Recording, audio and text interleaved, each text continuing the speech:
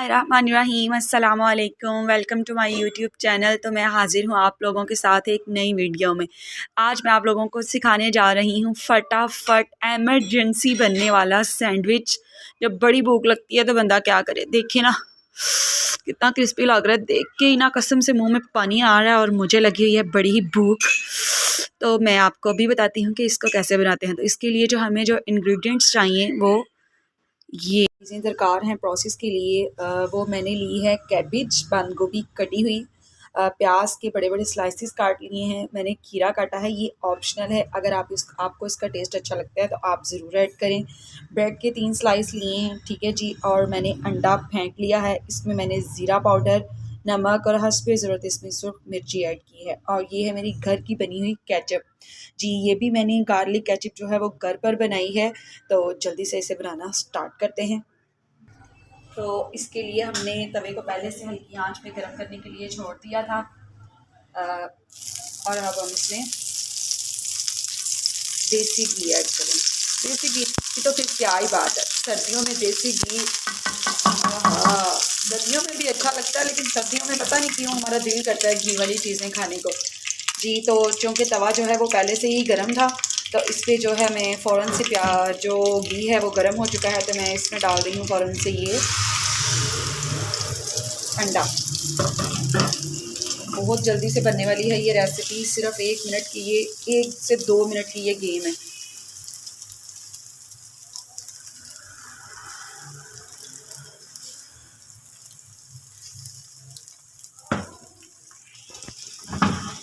चूँकि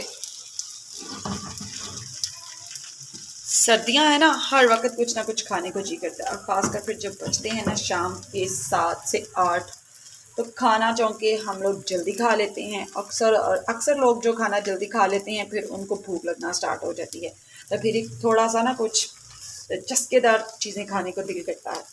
तो मेरा भी कुछ ऐसा ही दिल कर रहा था, तो मैंने कहा चलें आपके साथ एक क्विक एमरजेंसी रेसिपी शेयर करते हैं।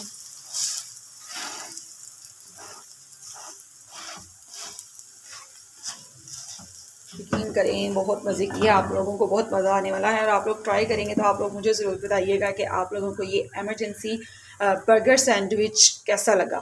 ठीक है, आप लोगों ने मुझे ज़रूर बताना है कमेंट सेक्शन में। जी तो ये जो है ये रेडी हो चुका है अंडा। ये वाओ कितना स्पाइसी लग रहा है ना देखने में।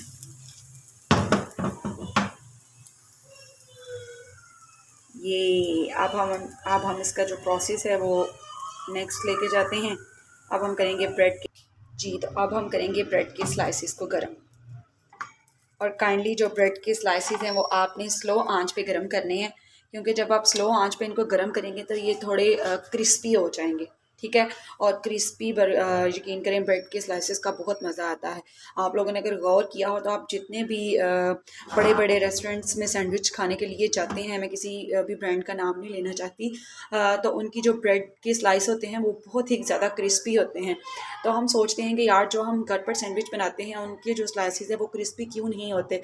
तो उनका ये राज यही है कि वो बहुत स्लो आंच के ऊपर जो है इसको ब्रेड के स्लाइसेस को गर्म करते हैं, इसी वजह से वो जो है ना ब्रेड के स्लाइसेस जो हैं वो क्रिस्पी होते हैं और उन पे बड़ा हल्का सा ब्राउन कलर आ रहा जी। तो ब्रेड के जो स्लाइसेस हैं वो टोटल गर्म हो चुके हैं, और देखें कितना खूबसूरत कलर आया है इनके ऊपर, चेक करें।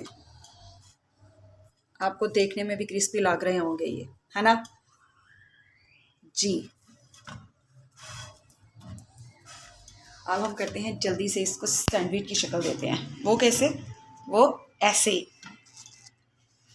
ये मैंने लिया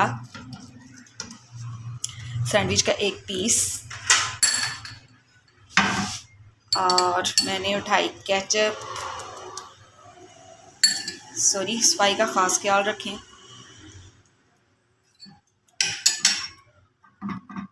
देसी तरीके से इसके ऊपर हम केचप डालते हैं, इसको थोड़ा सा हम ऐसे खिला लेते हैं ताकि जो जायका है वो हर तरफ चला जाए।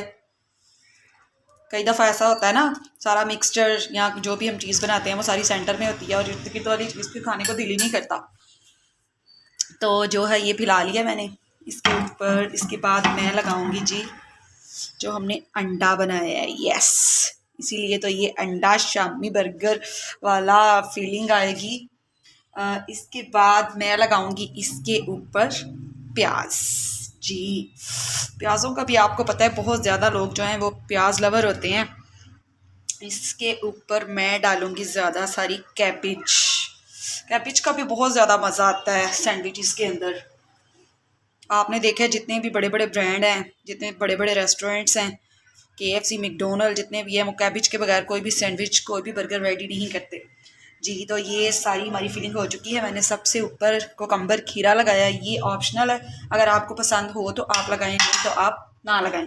इसके ऊपर फिर से मैं डालूंगी ज़्यादा सारी केचप और फिर से वही बात, इसको मैं दूंगी थोड़ा सा फैला, और ये इसको मैंने दी ये डबल लेयर ताकि मुझे भूख बहुत ज़्यादा लगी हुई है। आप जो है इसकी जो लेयर है बेशक सिंगल लगाएं। कितना खूबसूरत है ना। मुझे ज़रूर बताइएगा कि आपको मेरी ये रेसिपी कैसी लगी। ओके जी, मिलते हैं नेक्स्ट वीडियो में। अल्लाह हाफिज़।